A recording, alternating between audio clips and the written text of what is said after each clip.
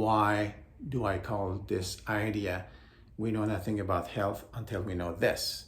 This being that biomechanics is the most powerful element of your global health, your and my global health, more than nutrition, more than anything else.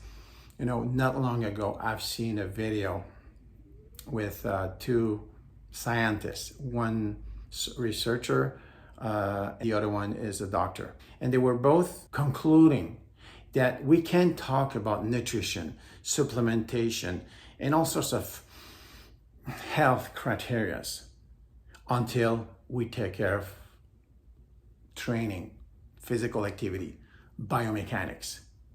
Their idea is so clear, and have been saying that for so many years now, at least 5 years, and I had never heard anyone saying the same. So I was very glad when I heard them in two different videos saying that.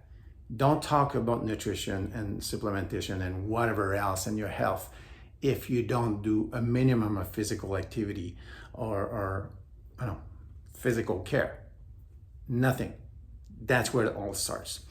And that's why I introduced you to this high-five functional planes, because medical doctors and science, they address neurology, physiology, and biochemistry. They seem to forget that when you get to the doctor, what do? They check your heartbeat, right? Mechanics. They check on your blood pressure, right?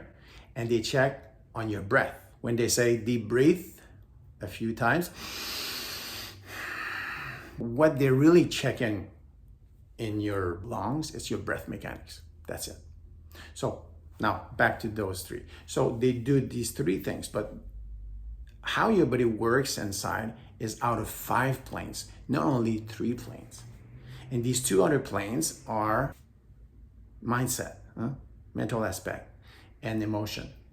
I include them in the same plane. Why? It's the non-physical stuff. And the last one is biomechanics. And all of these 5 planes, they relate to one another. Example, okay, real life example. You get out of the house today, you walk on the street, you see someone in panic attack, hyperventilating.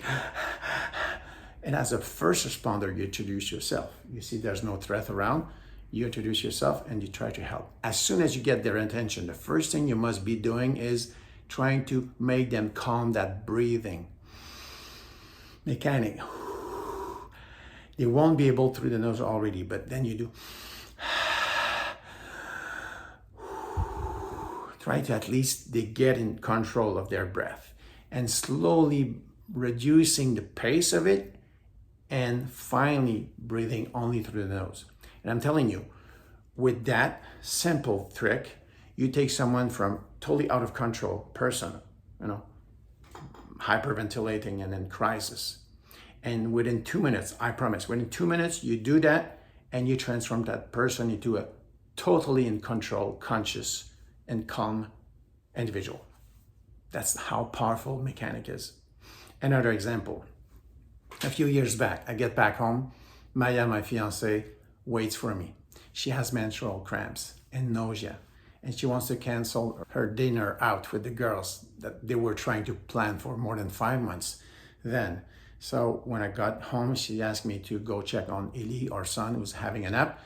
I said, okay, I'm gonna do that, check on Eli, still sleeping, wash my hands, get back to her in the bedroom, say, okay, let's address the situation. She says, what do you wanna do? I check on her legs muscles and hip muscles, and I notice some muscles are in very bad shape. Why? Because she's been jogging a lot lately, not doing enough muscle care. So I addressed those muscles right away. And within 12 minutes, I swear, within less than 12 minutes, she asked me to stop. She says, I feel so much better now.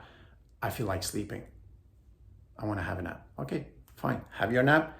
But after that, promise me you're gonna do your stretchings that normally you do when you do so much jogging, so much training. She says, fine. So she sleeps for 25 minutes. I go see my son, he's waking up.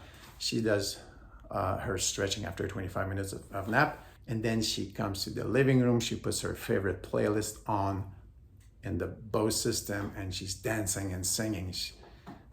Eli and I are amazed how beautiful she is, having so much fun. Then just to tease her, I say, hey, darling, you didn't want to cancel that dinner out with the girls tonight? She said, no way, I feel so good. I haven't felt so good for more than 10 years now. And you know what? Maya never had cramps prior in her relationships.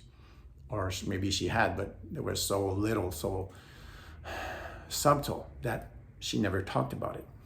But after that, she had about 15 more experiences of cramps like that. Well, every time, within 7-8 minutes, gone.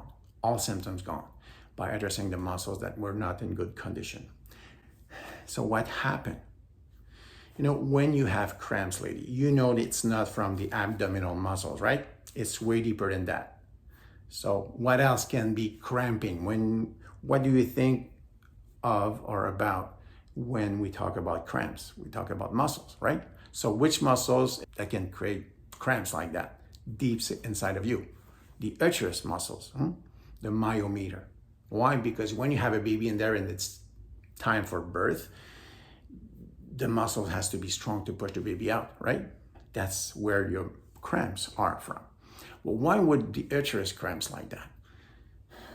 Answer is the muscles. That's what I did with Maya. I addressed the muscles, assessed and addressed the muscles that were giving trouble to the uterus, aggressing the uterus, and the uterus was resisting by cramping. And what does your body have to make a difference when that happens?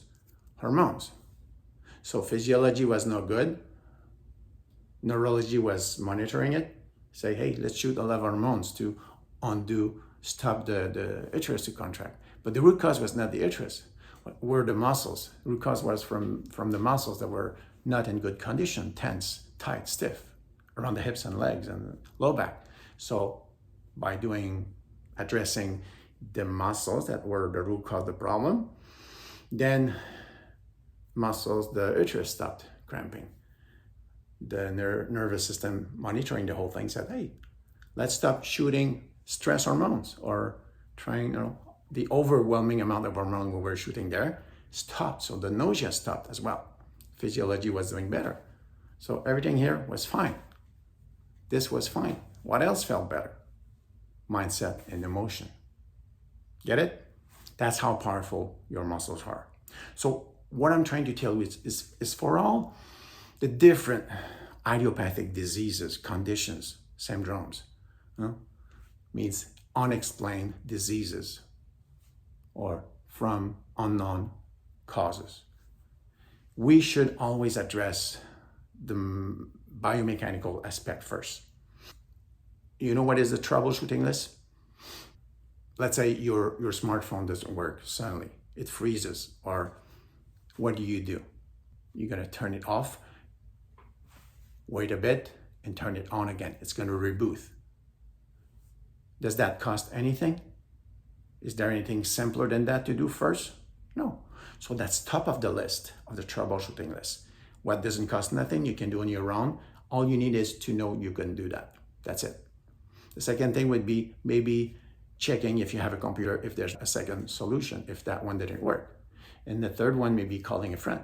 And then, on and on until the most complicated thing to do, the most costly stuff to do as well to fix.